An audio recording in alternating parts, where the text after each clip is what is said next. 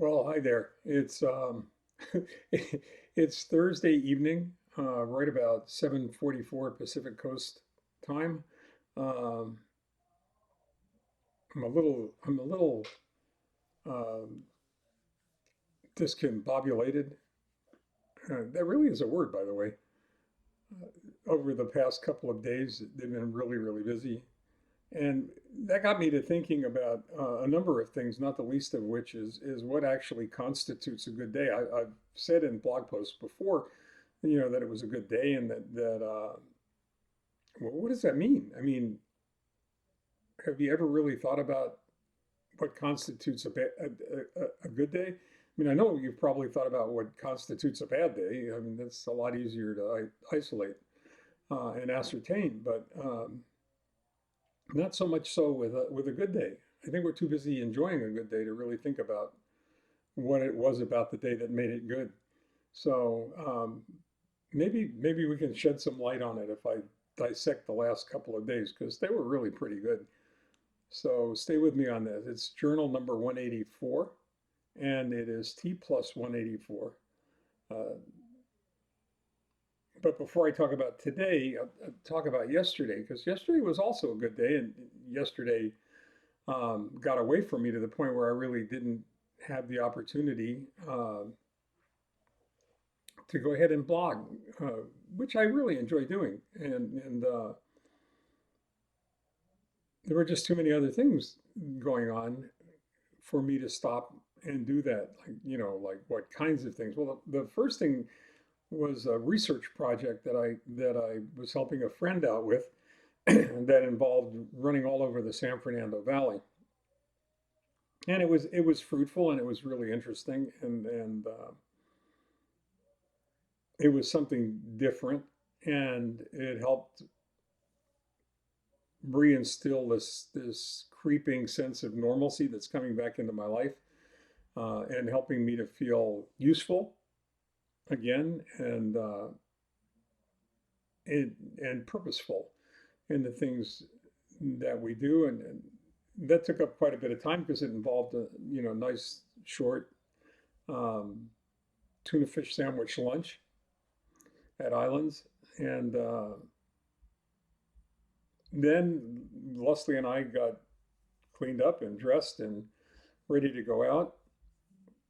We'd been invited to a client dinner. We were being taken out to dinner. Um, and as it happens, Ryan was also being taken out to the same dinners, invited to the same dinner. And so was Stephanie, but Stephanie's with the baby who's only 12 days old, 13 days old now. And on the way into Santa Monica, we stopped at Ryan and Stephanie's house to visit with Isla and to say hello to Audra and to otherwise just take a deep breath and recognize how truly lucky we are to have a family that's wonderful and close. I have so many friends and clients, former clients that had their families spread out all over the United States and all over the world in some cases. And it's nice to have both your kids and their families within an hour. And it's just another one of those blessings that you can't take for granted. You've really got to think about that and how lucky you are. Uh, and to paraphrase Ryan in his original Facebook post about the growth of his family, we are now, from Leslie's perspective and my perspective, a party of 10, and it feels really good. Um, she's such a sweet little girl too. So uh, we've got really incredible blessings in the grandchildren and the children that we have. And we'll get on to today. Today was a whole different issue. Today was a clinic day. I think I may have mentioned that before. And clinic days come with a certain amount of anxiety as you try and figure out which way your numbers are going to go, especially after the last clinic when they actually went down, which was rather unexpected. Nobody bothered to tell me that that's perfectly normal and it happens. Uh, I would have reacted differently, perhaps, if I was prepared for it, but I wasn't. But it starts out with a blood draw, and the blood draw goes one of two ways. Either you have um, someone who hurts you when they stick you, or someone that doesn't. And in general, the phlebotomists at the City of Hope are the most wonderful in the world. They are the most professional, and they certainly are the most adept. Uh, but today's stick was among one of the best I've ever had. And what that basically means is that you don't know you got stuck until after you've been stuck. And 5 vials of blood later, uh, they were off to the lab, and I was on my way over to the B1 clinic to see my doctor and signed in there, got my vitals taken, which were all good. And that's nice. I mean, it's nice to know that your blood pressure is good. It's nice to know that you're oxygenated properly. It's nice to know that you don't have a temperature, especially now. And got an exam. The coolest part about being involved in this stuff today is that you wind up with the results of your blood test instantaneously. Um, the CBC part of it comes down almost immediately. The chemistries take a little bit longer. And in this particular case, there was I think it may have been a molecular blood test because I know the DNA was involved. They're checking my DNA. Actually, they're checking my donor's DNA because my blood work is his DNA, not mine. And I'll have to remember 3 weeks from now to find out exactly why they check that periodically, what the purpose behind that is. But I have no reason to believe it will be anything other than terrific. Uh, but my doctor really gave me one of the highest compliments I think you can get as a human being, in that he asked me if I would consider going over to Helford Hospital and spending a couple of minutes with another one of his primary myelofibrosis patients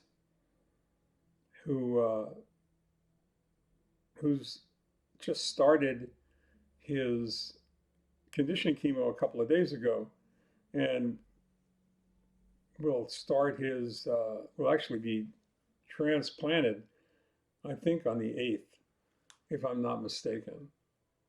And I may have mentioned this before, but it was somebody that the doctor had asked me to contact, and I did, and left a message. But the one thing you learn when you do something like that is that the person that you're talking to has to want to respond. And in this particular case, I never got an answer. But as it happened, he was amenable to a visit at this point. So we went over to Helford Hospital and got to spend a couple of minutes with him answering questions and trying to give him an idea of what he was in for. And he was already starting to feel the effects of the conditioning chemo, and I tried to give him some pointers on how to minimize the impact of the melphalan, which is pretty rough stuff, and shared with him the infamous mantra of eat, walk, drink, or drink, walk, eat, however you want to set it up. But it was really nice. We visited for about 20 minutes, and it really felt good to be able to give back like that. Although, the holographic brain plays tricks with you when you go back into that environment and you recognize how sick you are. Maybe let me rephrase that. When you go back into that environment, you recognize how sick you were after having really pushed it out of your mind, or having your conscious mind sort of put it in a different cookie jar, so that you won't dwell on that experience. And after that, I mean, if that wasn't enough, we had to be up at dark 30 in order to get onto the freeway and sit in traffic for an hour and a half to get to the City of Hope, so I could get my blood drawn by 9 o'clock, and then see the doc by 10. When we were all done with our visit, which really felt good, by the way. I got to tell you, as upsetting and anxiety laden as being on the floor might be, to be there again because it brings back all of those memories. It felt so good to help another human being. I can't even begin to to tell you. I said the other day that the best way to get something is give something, and it starts a virtuous cycle that's really pretty powerful. Uh, after after that, we had lunch. We went into Hollywood. We had to go to right around Cedar Sinai, which is on the west side of LA, and make a neuro-ophthalmologist's visit.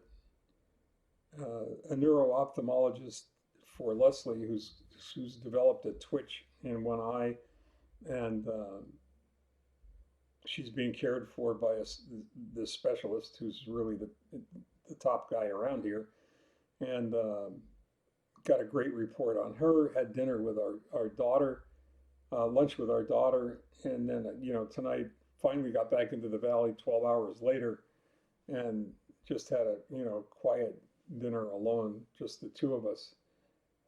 So all of those things are good. I mean, all of those things constitute a good day. In one case, that good was offset by the fact that I was frustrated that I wasn't able to communicate with you guys. However, realistically, the reason I couldn't communicate with you guys was more than justifiable with regard to not getting it done. So I am here. I did get it done tonight. I had a wonderful day. My numbers are good. They went back up in almost all cases. Still waiting for my red blood cell count to creep up. Still waiting for my hemoglobin to get higher, but it was 10.7, which is the highest it's been probably in years, and reflects the fact that I'm feeling so much better and that I have more energy than I've had in a very long time. So think about what it takes to make or to constitute a good day. And then work on making them happen, because they're really nice when you can start stringing them.